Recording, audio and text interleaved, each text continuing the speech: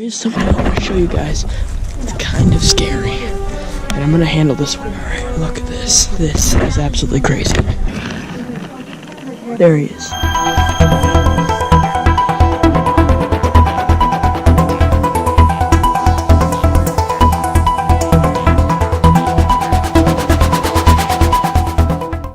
New Hampshire is a place that I've been to many times. In fact, it may be the most visited state that I've ever been to that is not New York. I have been to this place probably 60 times because my grandparents live in New Hampshire and I go to the state probably 3 or 4 times each year.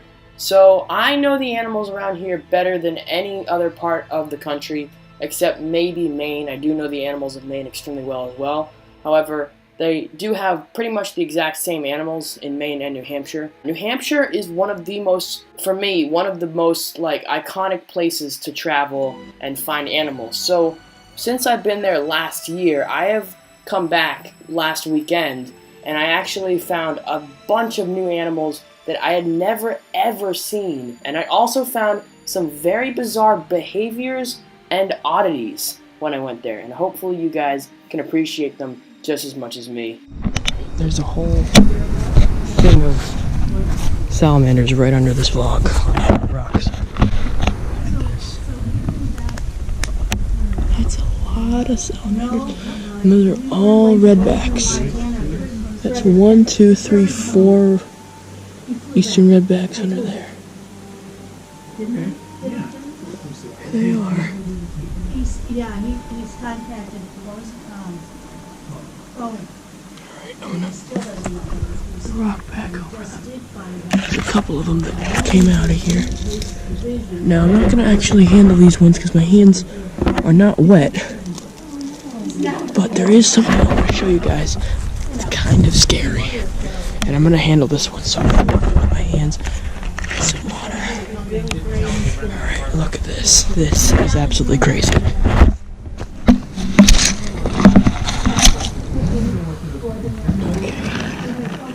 Where is he? There he is. Look at this, ladies and gentlemen. Oh boy, let me see if I can get him here. Alright. This is a salamander with 2 tails. Now, you might be wondering, why on earth would a salamander have 2 tails? Well, the reason that he has 2 tails is because of pollution. Now, pollution will really mess up salamanders because they breathe through their skin.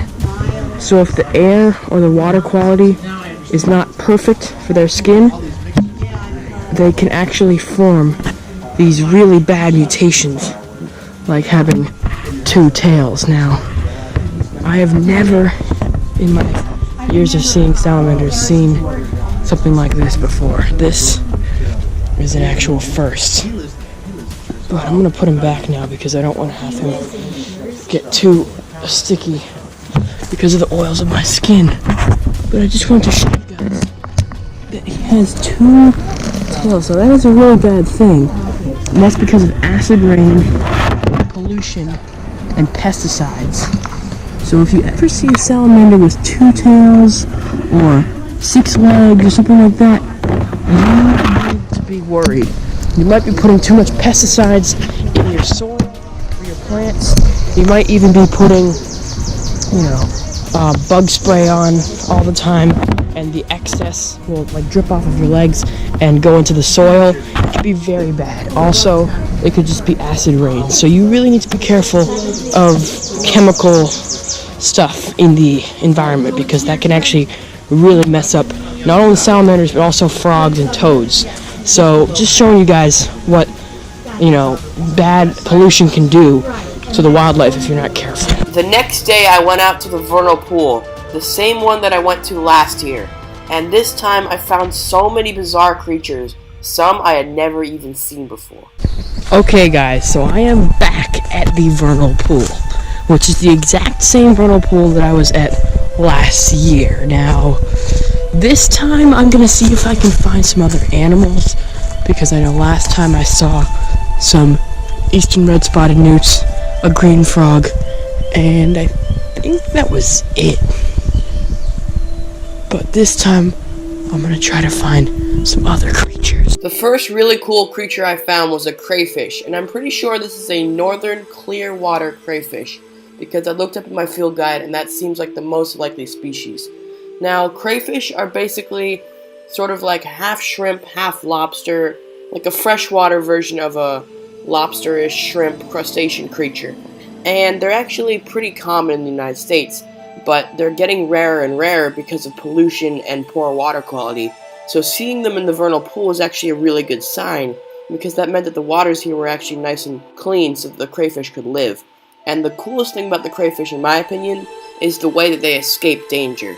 You saw me at the end try to catch that crayfish with my hand. Let's go play that back in slow motion and we're going to see exactly what happens.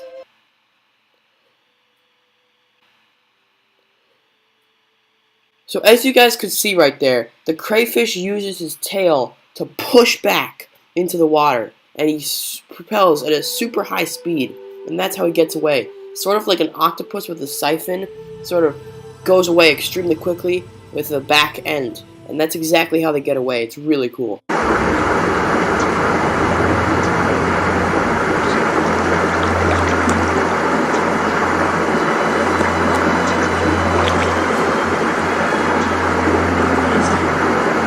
Beach.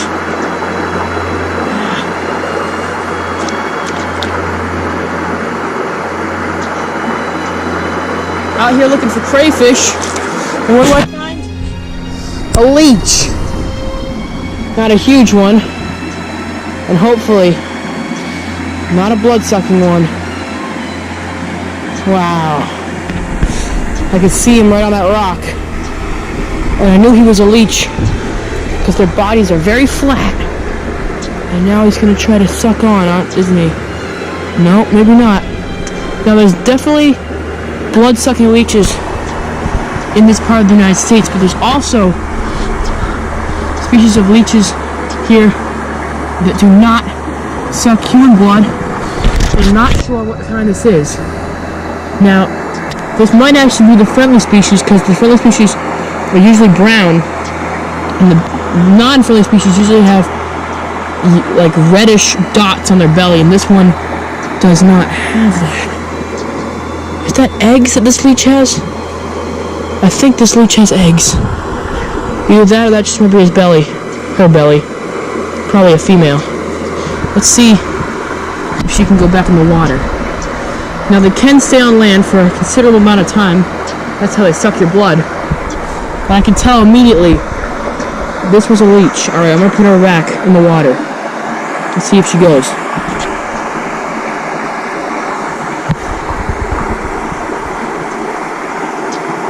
Now leeches are really something cool. A lot of people are afraid of them, but sometimes you don't even need to be afraid of leeches. Because like I said, there's some species that are not dangerous to humans. That's a really cool animal. And finding leeches is actually a really special treat, so I'm very glad I found one. You guys hearing that right now?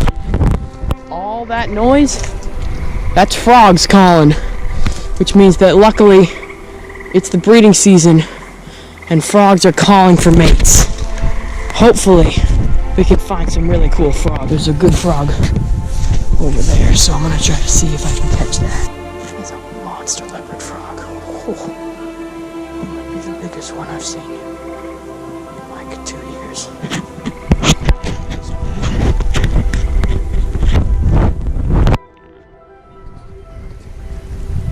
So I can use both hands. Let's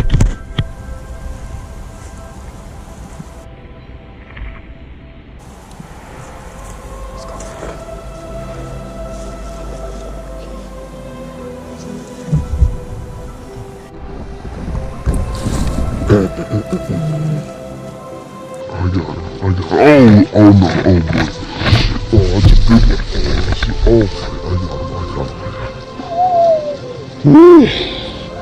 What a catch.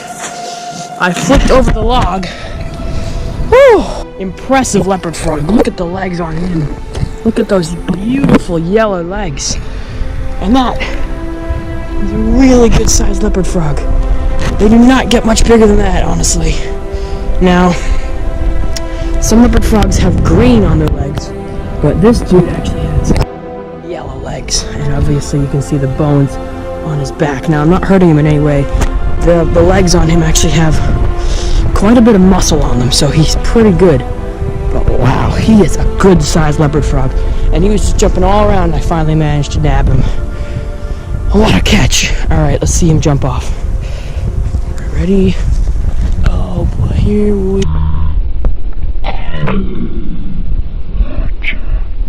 Big leopard frog. Beautiful creature. Alright, you want to talk about scary environmental stuff?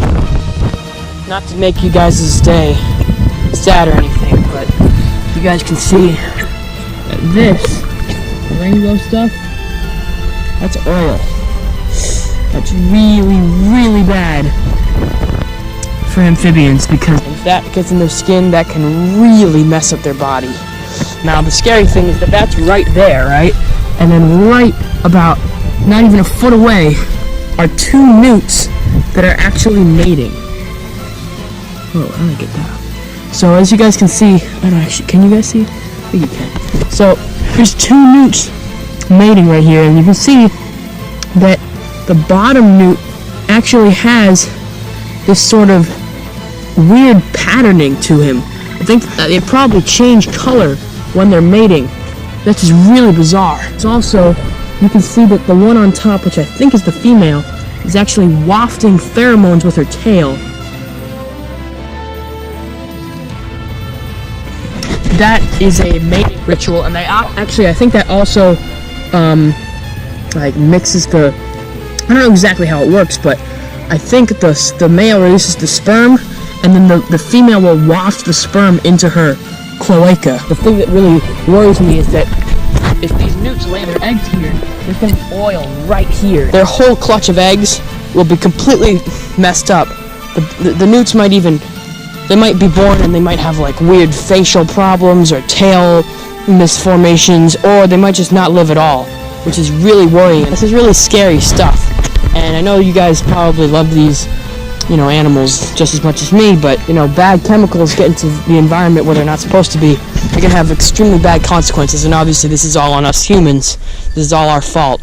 So, one of the houses around here have, you know, spilled some oil, and sadly it's gotten into this water system, and it may or may not affect these newts' futures. So hopefully these newts are okay. Hopefully they lay their eggs, the female lays their eggs out there, not in here. And there's a dog right there.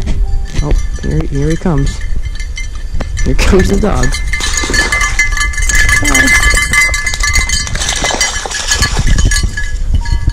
Okay, you know, just be very careful of what you do with chemicals and stuff. So there you go, guys. I'm sorry that it ended on a little bit of a sad note about the newts. However, it's really important to conserve species, especially amphibians, because amphibians are quite possibly one of the most fragile species we have on Earth. Now, as usual, I'm going to be talking about what's coming up in the future on my channel, as I do at the end of every single video. Well, I have about 3 more days of school, and then I have a couple of tests, but then I really don't exactly know, honestly, what I'm going to be doing for the first month or so of summer break. It's pretty up in the air. There might be some videos. I'm actually going to try to go herping in New York State, which is something I've never actually made a video in my home state, which is pretty ironic since there are a lot of animals around here. Just the part of New York I live in, New York City, there's not really that many animals. And then, obviously, I'm going to be going back up to Maine in the end of the summer around August. And then I'm also going to go to Cape Cod. I actually went to Cape Cod last year, too. However, I didn't really find that many animals, so I couldn't really make a full-fledged video about it. But those 2 destinations are pretty much my definite destinations for summer break. But those are probably not going to be till August. But there's definitely going to be some other stuff probably going on in June and July. I just really don't know yet. But hopefully I will have a new video out by the next few weeks, since my summer break is pretty much almost around the corner. And yeah, hopefully you guys enjoyed this video. I know it was a little bit more serious than some of my other videos with the conservation element to it, but I thought it was an interesting idea to bring it to light. And see you guys later. Peace out. Bye.